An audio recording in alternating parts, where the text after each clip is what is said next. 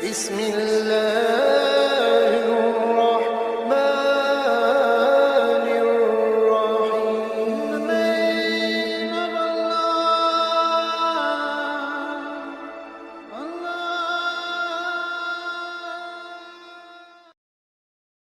قابل احترام بزرگوں اور عزیز دوستوں،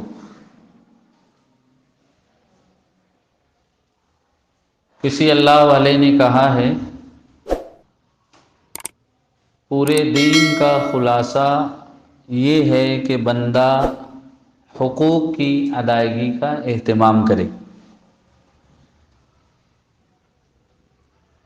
حقوق اللہ کے بھی ہیں، بندوں کے بھی، اور دونوں ہی حقوق کی ادائیگی لازمی اور ضروری۔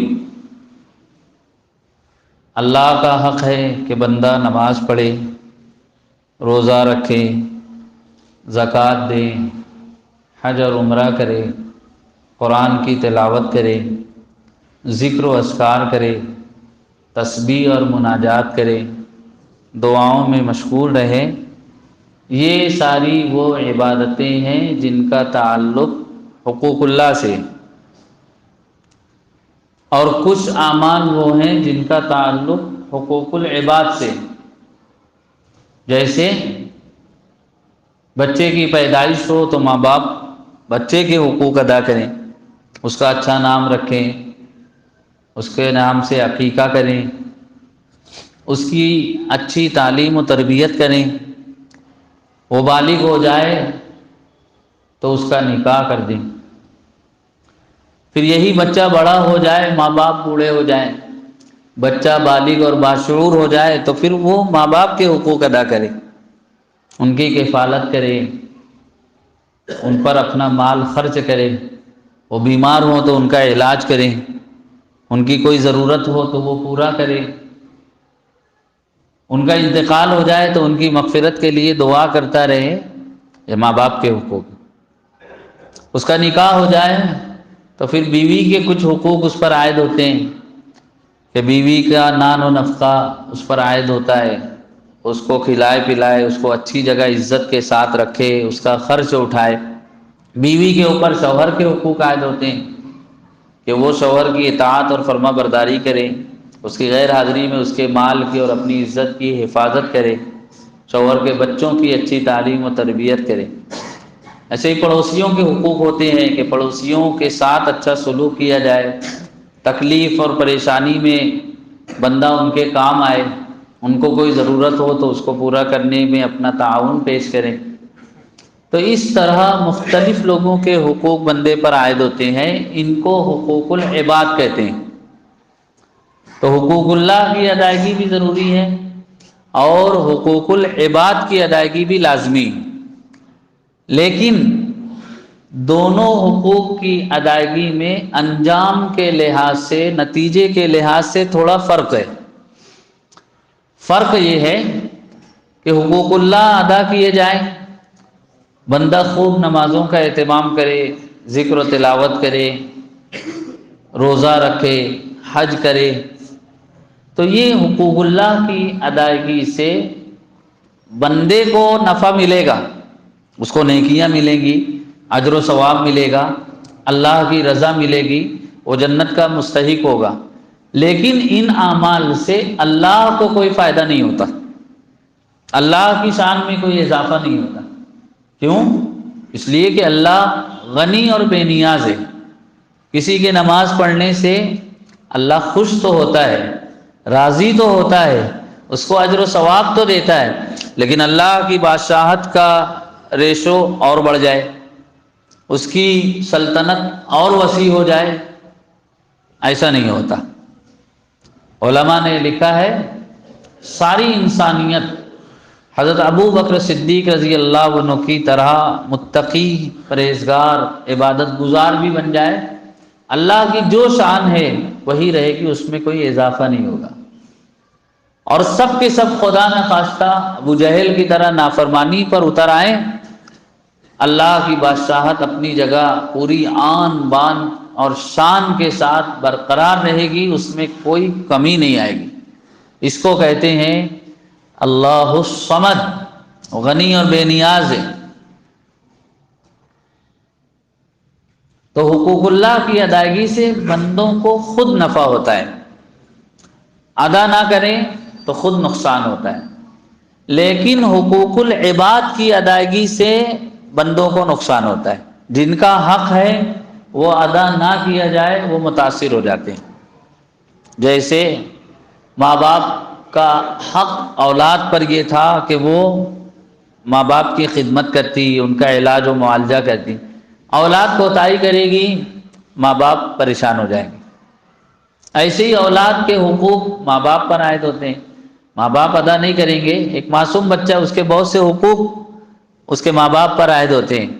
اگر خدا نخواستہ ماں باپ اس بچے کی تربیت اور پرورش نہ کریں، اس کی کفالت نہ کریں تو بچہ متاثر ہو جائے گا، تکلیف میں مبتلا ہو جائے گا۔ ایسے ہی میاں بیوی ایک دوسرے کا حق ادا نہ کریں تو مسائل اور پریشانیاں بڑھ جائیں گی۔ تو حقوق اللہ کی ادائیگی میں کوتاہی سے اللہ کی ذات متاثر نہیں ہوتی، اللہ کو کوئی فرق نہیں پڑتا، لیکن حقوق العباد کی ادائیگی میں غفلت اور کوتاہی سے بندے متاثر ہو جاتے ہیں۔ اس لیے اللہ کا ضابطہ یہ ہے کہ اللہ کے حقوق کی ادائیگی میں جو کوتاہی کی جائے گی اللہ کی رحمت پر منحصر ہوگا، اللہ چاہے گا معاف کر دے گا، کوئی اس سے پوچھنے والا نہیں۔ اللہ چاہے گا ایک سجدے میں کمی پر بھی پکڑ کر لے گا، کوئی اس کو روکنے والا نہیں۔ لیکن حقوق العباد کی ادائیگی میں اگر کوتاہی برتی جائے گی، اللہ اس وقت تک معاف نہیں کرے گا جب تک کہ وہ بندہ بھی معاف نہ کر دے جس کا حق ضائع کیا گیا۔ شوہر نے بیوی کا حق ضائع کیا، اللہ اس وقت تک معاف نہیں کرے گا جب تک بیوی بھی معاف نہ کر دے۔ اولاد نے ماں باپ کی نافرمانی کی، اللہ اس وقت تک معاف نہیں کرے گا جب تک ماں باپ بھی معافی کے لیے راضی نہ ہو جائیں۔ یہی وجہ ہے، حدیث شریف ہے، یغفر للشہید کل ذنب الا الدین۔ ایک آدمی اللہ کے دین کی سربلندی کے لیے نکلتا ہے اور راہ خدا میں شہید ہو جاتا ہے، اپنی جان کا نذرانہ اللہ کے حضور میں پیش کر دیتا ہے، اس کا یہ عمل اتنا اونچا ہے، اللہ فرماتے اس کی برکت سے اس کے سارے گناہ معاف ہو جاتے۔ لیکن حضور نے فرمایا الا الدین، اگر اس نے کسی بندے سے کوئی قرض لیا اور ادائیگی سے پہلے شہید ہو گیا، اللہ شہادت کی برکت سے بھی وہ قرض کا گناہ معاف نہیں فرماتے جب تک کہ اس کے مال سے اس کا قرض ادا نہ کر دیا جائے۔ حقوق العباد کی ادائیگی کا معاملہ اتنا نازک ہے، اس لیے زندگی میں دو باتوں کی بہت زیادہ کوشش کرنی چاہیے۔ پہلی یہ کہ جتنے لوگوں کا جو بھی حق مجھ پر عائد ہوتا ہے ہم اس کو ادا کرنے کا مزاج بنائیں، نیت بھی کریں، کوشش بھی کریں۔ دیکھیے، جس کے دل میں حقوق کی ادائیگی کا جذبہ ہوتا ہے وہ حقوق ادا کر گزرتا ہے اور اللہ کی مدد اس کے شامل حال ہوتی۔ حدیث شریف میں ہے، کسی نے کسی سے قرض لیا اور یہ نیت کی کہ میں انشاءاللہ یہ قرض اس کو لوٹا دوں گا، اس نیت سے اس نے مجبوری میں قرض لیا تو قرض کی ادائیگی میں اللہ اس کی مدد فرماتے ہیں اور وہ اس کا قرض ادا کر دیتا ہے۔ لیکن کسی نے قرض لیا اور پہلے ہی دل میں کھوٹ ہے کہ اپنے ادا نہیں کریں گے، تو پھر وہ آدمی چاہے جتنا مالدار ہو جائے لیکن چونکہ اللہ کی مدد شامل حال نہیں ہوتی تو وہ قرض ادا نہیں کر پاتا۔ تو نیت پر دار و مدار ہوتا ہے، اس لیے ہم لوگ یہ نیت کریں، ماں باپ کے حقوق ہوں، اولاد کے حقوق ہوں، پڑوسیوں کے حقوق ہوں، رشتہ داروں کے حقوق ہوں، عام مسلمانوں کے حقوق ہوں، جس کا جو حق ہے ہم اس حق کو ضرور ادا کریں، چاہے وہ جانوروں کے حقوق کیوں نہ ہو۔ کیونکہ حدیث شریف میں نبی کریم صلی اللہ علیہ وسلم نے بنی اسرائیل کے دو لوگوں کا واقعہ نقل فرمایا۔ ایک نیک خاتون تھی انتہائی نیک، لیکن اس نے ایک بلی پال رکھی تھی، بلی کو باندھ کر رکھتی تھی، کھانا پینا دینے میں کوتاہی کرتی تھی، بھوک سے بلی مر گئی۔ حضور نے فرمایا میں نے اس کو دوزخ میں دیکھا۔ ایک بدکار خاتون تھی، گناہ گار، لیکن ایک مرتبہ راستے سے گزر رہی تھی، ایک پیاسے کتے کو اس نے دیکھا، اس نے کنویں سے پانی نکالا بڑی مشقت سے اور اس پیاسے کتے کو پلا دیا۔ حضور نے فرمایا میں نے اس گناہ گار خاتون کو اس عمل کی برکت سے جنت میں دیکھا ہے۔ کہ معاملہ حقوق کی ادائیگی کا اتنا نازک ہے کہ جانوروں کے حقوق کی ادائیگی میں بھی بندہ کوتاہی کرے تو آخرت میں پکڑ ہو سکتی ہے۔ اب آپ سوچئے کہ بندہ اگر انسانوں کا حق دبا لے تو کیا ہوگا؟ جانوروں کو تکلیف دینے پر وہ دوزخ میں گئی، تو کوئی بندہ انسانوں کو تکلیف دے، کسی بھی طرح کی تکلیف دے، ان کا مال ہڑپ کر لے، ان کی زمین پر قبضہ کر لے، ان کے مکان پر قبضہ کر لے، اس کی عزت کو نقصان پہنچائے، اس کو جسمانی نقصان پہنچائے، اس کو ذہنی تکلیف دے، کسی طرح کی کوئی تکلیف دے، حق ضائع کرے، وہ پکڑا جائے گا۔ اس لیے جتنے لوگوں کے جو حقوق ہیں ہم یہ نیت ارادہ کریں ہم اس کو ادا کریں گے۔ جب ادائیگی کی ہماری نیت ہوگی تو اللہ ادائیگی کی استطاعت عطا فرمائے گا، اور نیت نہیں ہوگی تو بندے کے دل میں پہلے ہی کھوٹ ہے، تو پھر اس کو ویسی استطاعت اور طاقت بھی نصیب نہیں ہوتی۔ کہتے ہیں نا عزم و حوصلے بلند ہو تو بندہ بڑے سے بڑا کام کر گزرتا ہے۔ عام حالات میں جو کام بہت مشکل ہے بندہ وہ بھی کر لیتا ہے۔ عزم و حوصلہ ہونا چاہیے، اللہ کی ذات پر اعتماد ہونا چاہیے۔ فارسی زبان کا شعر ہے، ہمت بلند دار کے نزدیک خدا و خلق، باشد بقدر ہمت تو اعتبار تو، کہ اپنے عزم و حوصلے کو بلند رکھو، اللہ کے نزدیک بھی اور بندوں کے نزدیک بھی تمہارا مقام و مرتبہ تمہارے حوصلے کے مطابق ہوتا ہے۔ جو آدمی جتنا زیادہ جرأت مند اور حوصلہ مند ہوتا ہے لوگوں کے نزدیک بھی اس کا معیار اور اس کی عزت اسی لحاظ سے ہوتی ہے۔ ہم یہ نیت کر لیں کہ ہم محنت کریں گے، اپنی کفالت کریں گے، اپنے اہل خانہ کی کفالت کریں گے، اپنے ماں باپ کی کفالت کریں گے اور عام مسلمانوں کی مدد کریں گے، تو اللہ تعالیٰ ویسے عزم و حوصلے کی برکت سے ویسی طاقت اور استطاعت نصیب کرے گا۔ ہم نیت کر لیں کہ ہم حج عمرہ کریں گے، اللہ اس کی استطاعت نصیب کرے گا۔ اب بندہ پہلے ہی سے نیت نہ کرے، اپنے آپ کو کمزور سمجھ لے اور لام زیر لے کا عادی ہو جائے، دال زیر دے کا ارادہ ہی نہ کرے، تو پھر وہ بندہ کوئی بڑا کام نہیں کر سکتا۔ تو پہلی چیز ہم حقوق کی ادائیگی کا مزاج بنائیں، اور دوسری چیز اس بات کی کوشش کریں کبھی ہماری ذات سے کسی کو کوئی تکلیف نہ پہنچے۔ سرکار دو عالم صلی اللہ علیہ وسلم کا ارشاد گرامی ہے، المسلم من سلم المسلمون من لسانہ ویدہ، مسلمان وہ ہے جس کی زبان سے اور جس کے ہاتھ پیر سے دوسرے مسلمان، ان کی جان، ان کا مال، ان کی عزت محفوظ ہو۔ ابھی پوچھا جائے آپ مسلمان ہیں تو بڑے زور و شور سے بندہ کہے گا آئی ایم مسلم، میں مسلمان ہوں۔ اس حدیث کی روشنی میں جائزہ لیا جائے کہ کون مسلمان ہے، یقین جانیے مسلمانوں کی بھری آبادی میں ایسے مسلمان آپ کو کم نظر آئیں گے جن کی زبان سے، جن کے ہاتھ پیر سے، جن کی حرکتوں سے دوسرے مسلمانوں کو کوئی تکلیف نہ پہنچے۔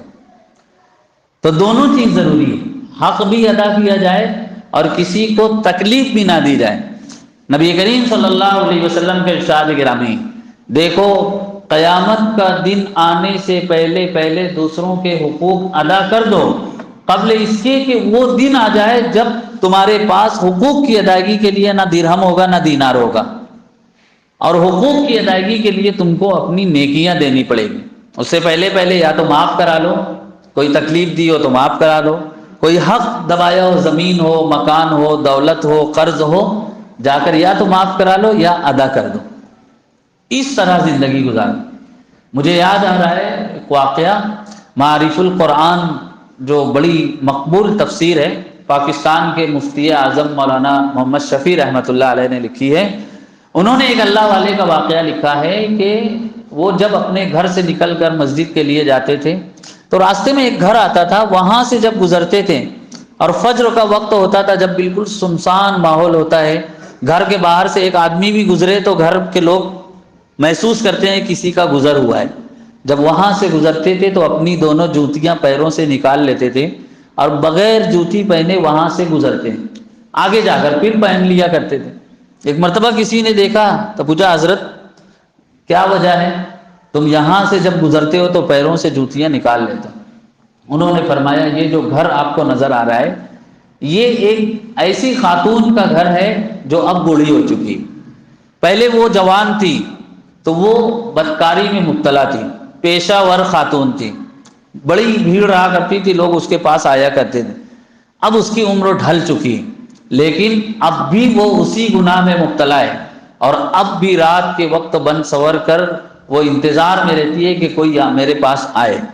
میں جب یہاں سے گزرتا ہوں تو مجھے یہ اندیشہ ہوتا ہے کہ میرے چلنے کی آہٹ سے کہیں اس کے دل میں یہ امید نہ جاگے کہ کوئی آ رہا ہے، اور جب میں آگے گزر جاؤں تو اس کی امید دم توڑ جائے تو اس کو تکلیف نہ ہو، اس لیے میں اپنے قدموں سے جوتیاں نکال کر خاموشی سے یہاں سے گزرتا ہوں۔ آپ سوچئے، جس انسان کے دل میں یہ احساس ہوگا کہ میری ذات سے کسی کو تکلیف نہ پہنچے، کسی کی عزت و آبرو پر کوئی حرف نہ آئے، وہ کبھی کسی کو تکلیف نہیں دے گا، کسی پر کوئی الزام اور تہمت نہیں لگائے گا، کسی کی غیبت اور چغلی نہیں کرے گا، کسی کے تعلق سے غلط تبصرے اور تذکرے نہیں کرے گا کہ کہیں آخرت میں میری پکڑ نہ ہو جائے۔ تو دو باتیں میں نے عرض کی، کسی کا کوئی حق باقی ہے ادا کر دیا جائے، کسی کو اپنی ذات سے تکلیف نہ پہنچائی جائے تو آخرت میں نجات آسان ہو جائے گی۔ ورنہ حقوق غصب کرنے والے ہوں یا پھر ظلم و زیادتی کرنے والے ہوں یا مسلمانوں کو تکلیف دینے والے ہوں، ان کی دنیا کی زندگی بھی آسان نہیں ہوا کرتی اور آخرت میں نجات بھی مشکل ہو جایا کرتی۔ عام طریقے پر لوگ سمجھتے ہیں ہم جو چاہے کر گزریں، کون روکنے والا ہے، کون پکڑنے والا ہے، کون آ کر کچھ کہنے والا ہے؟ ایسا نہیں سمجھنا چاہیے۔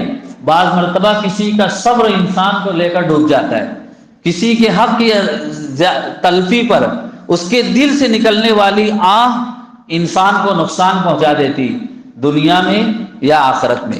میں نے گزشتہ ہفتے آپ کو واقعہ سنایا کہ ایک بھائی کا انتقال ہوا، اس نے بہن کی میراث ادا نہیں کی، جب جنازہ چلا تو پیچھے پیچھے بہن بھی چلی، قبرستان میں اس کو دفن کر کے لوگوں نے ہاتھ اٹھائے، اللہ اس کی مغفرت کر دے، تو بہن ہاتھ اٹھا کر کہتی ہے، اللہ اس کی مغفرت مت کرنا، جس طرح اس نے مجھے اپنے حصے سے اور باپ کی میراث سے مرتے دم تک محروم رکھا، تو قیامت تک اس کو اپنی رحمت سے محروم رکھنا۔ تو نجات مشکل ہو جاتی۔ اور بعض مرتبہ گناہوں کی سزا، حق تلفی کی سزا، ظلم و زیادتی کی سزا انسان کو دنیا میں مل جاتی۔ یہ نہیں سمجھنا چاہیے کہ ہر گناہ کی سزا تو آخرت میں ملے گی، دنیا میں کچھ نہیں ہونے والا۔ بعض مرتبہ ادھر بندہ غلطی کرتا ہے، ادھر اللہ کی پکڑ آ جاتی۔ اللہ بڑا رحم کرنے والا بھی ہے، لیکن بڑی سخت پکڑ کرنے والا بھی۔ کبھی کبھی اللہ برسہ برس مہلت دیتا ہے، بندہ باز آ جائے توبہ کر لے، اور کبھی اللہ فوراً پکڑ کر لیتا ہے تو دیکھتے ہی دیکھتے انسان کی زندگی کا حلیہ تبدیل ہو جاتا ہے، اس کے معاملات بگڑ جاتے ہیں، بیماریوں کا دور دورہ ہو جاتا ہے، کاروبار میں سے خیر و برکت نکل جاتی، عمر میں کمی آ جاتی ہے۔ اسی لیے شاعر نے کہا نا، عدل و انصاف فقط حشر پہ موقوف نہیں، زندگی خود بھی گناہوں کی سزا دیتی۔ اب اسی تناظر میں آپ دیکھیں کہ جو لوگ میراث تقسیم نہیں کرتے، برسہ برس قبضہ کیے رہتے ہیں، بہنوں کا حق ادا نہیں کرتے، ماں باپ کا حق ادا نہیں کرتے، وہ لوگ جو اس مال سے اور حصے سے محروم رہتے ہیں، ان کے دل سے کیسی آہ نکلتی ہوگی، وہ کیسی تکلیفوں میں مبتلا رہتے ہوں گے۔ اس لیے حدیث شریف میں نبی کریم صلی اللہ علیہ وسلم نے ارشاد فرمایا، من قطع میراث وارثہ قطع اللہ میراثہ فی الجنہ، جس نے اپنے میراث وارث کی میراث کٹ کر دی، اس کا حصہ دبا لیا، اللہ تعالیٰ جنت میں سے اس کا حصہ کٹ کر لے گا۔ نتیجے میں آخرت میں وہ جنت میں اپنے حصے سے محروم ہو جائے گا۔ اس لیے سب سے پہلے اپنا جائزہ لے کر اپنے معاملات درست کرنے چاہیے۔ نجات صرف عبادتوں پر نہیں ہوگی بلکہ معاملات کی درستگی پر ہوگی۔ اس لیے اگر میراث کا کوئی معاملہ ایسا ہے اس کو درست کر لینا چاہیے۔ بعض لوگوں کے دلوں میں اللہ کا ڈر خوف ہوتا ہے، حقوق کی ادائیگی کا مزاج ہوتا ہے، تو پھر وہ بہت دائیں بائیں نہیں کرتے، بہت سوچتے نہیں، صاف لفظوں میں کہتے جس کا جو حق ہے وہ آئے اور آ کر لے کر چلا جائے۔ ایک شخص آئے، کہا میں ایسے علاقے سے تعلق رکھتا ہوں جہاں بہنوں کو حصہ نہیں دیا جاتا، لیکن میں حصہ دینا چاہتا ہوں، اور صرف میں اپنی بہنوں کو حصہ نہیں دینا چاہتا، میں اپنی پھوپھیوں کو بھی حصہ دینا چاہتا ہوں۔ ان کا تعلق ہمارے اپنے علاقے سے، ہمارے اپنے محلے سے، اب وہ دنیا میں نہیں رہے، اللہ ان کی مغفرت فرمائے، لیکن وہ دارالفتہ میں آئے، کہنے لگے ہمارے دادا کی میراث تقسیم ہوئی تھی تو ہمارے والد نے، چچا نے، سب نے مال لیا تھا، پھوپھیوں کو حصہ نہیں دیا تھا، اس لیے کہ ضروری نہیں سمجھتے تھے۔ اب میں یہ جاننا چاہتا ہوں کہ جب ابا کی میراث تقسیم ہو کر میرے پاس آئی تو لا محالہ پھوپھی کا جو مال ابا کے پاس آیا تھا وہ تقسیم ہو کر میرے پاس بھی آیا ہوگا۔ چنانچہ میں نے ان کو فتویٰ لکھ کر دیا اور پورا حساب کتاب لکھ کر دیا، تو انہوں نے اتنا مال اٹھایا اور اپنی پھوپھی کو یا اس کے وارثین کو جا کر ادا کر دیا۔ تو ادا کرنے والے وہ ہوتے۔ اب بعض لوگ سوچتے ہی ہیں کہ کیوں اتنا مال نکل رہا ہے، کیوں اتنا دیا جائے، اعتراض کرتے ہیں، دائیں بائیں کرتے ہیں۔ بعض لوگ چال بازی بھی کرتے ہیں نا، جیسے ہی میراثی تقسیم کا مرحلہ آتا ہے تو بہنوں کو بول دیتے ہیں، 2 بھائی ہیں 2 بہن ہیں، تو دونوں بھائی کہتے ہیں ایک ایک بہن کی ذمہ داری لے لو، یہ بھائی آہستہ آہستہ اس بہن کو حصہ دے گا، یہ بھائی آہستہ آہستہ اس بہن کو حصہ دے گا۔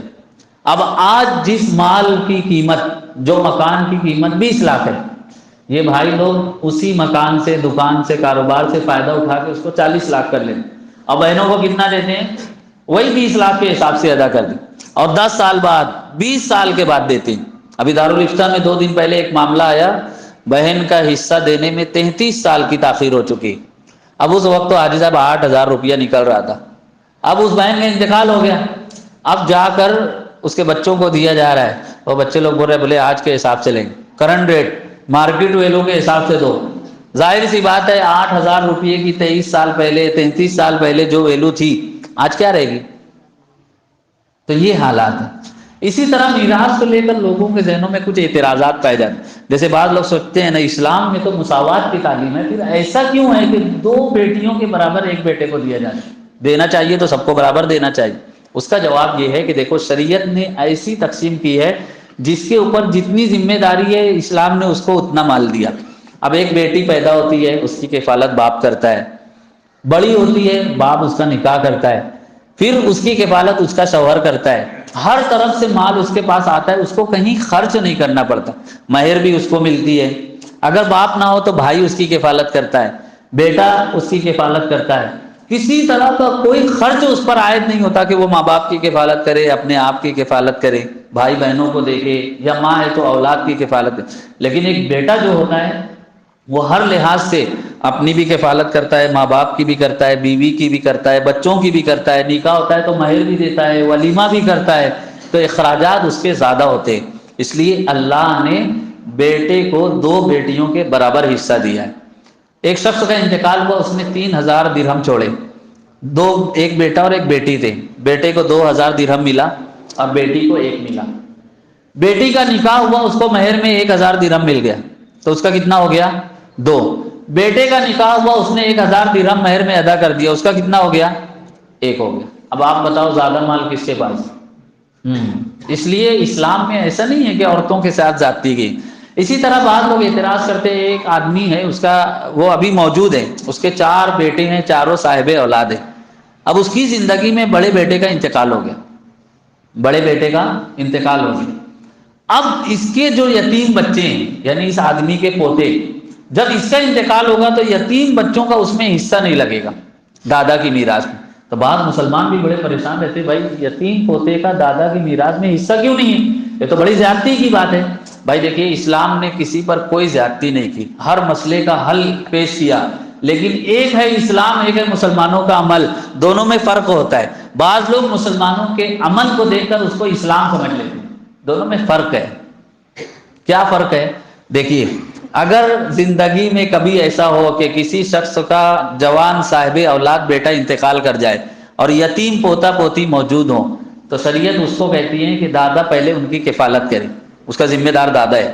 دوسری ذمہ داری یہ ہے کہ اپنی زندگی میں اپنی پراپرٹی میں سے کچھ مال اپنے پوتا پوتی کو ہبہ کر دے، کیا کر دے؟ گفٹ کر دے۔ تیسرا حکم یہ ہے کہ ان کے حق میں وصیت کر دے، میرا انتقال ہو جائے اتنا اتنا مال میرے ان یتیم پوتے پوتیوں کو دے دیا جائے، بہو کو دے دیا جائے، تو یہ جائز ہے۔ اب خدا نہ خواستہ دادا کو علم نہیں تھا، اس نے کوتاہی کی، وہ دنیا سے چلا گیا، تو تینوں چچا لوگ کا کام یہ نہیں ہے بھتیجے لوگ کو بلا کے دیکھ تیرے ابا کا کوئی حصہ نہیں ہے نہیں تو ہم لوگ ضرور دیتے. یہ والا فتویٰ لوگوں کو بہت سمجھ میں آتا ہے. دیکھ مفتی صاحب لکھ کے دیے جس بیٹے کا باپ کی موجودگی میں انتقال ہو گیا اس کا حصہ نہیں ہے، بولے دیکھ نہیں ہے. حالانکہ اس کے نیچے یہ نہیں ہم لوگ لکھتے کہ اگر چچا لوگ بھتیجے کو حصہ دیے تو بہت مار کھائیں گے، ان کو بہت گناہ ملے گا، آخرت میں پکڑ ہوگی، ایسا نہیں لکھا جاتا. اب شریعت کا حکم یہ ہے کہ چچا لوگوں کی ذمہ داری یہ ہے کہ وہ صلہ رحمی کریں.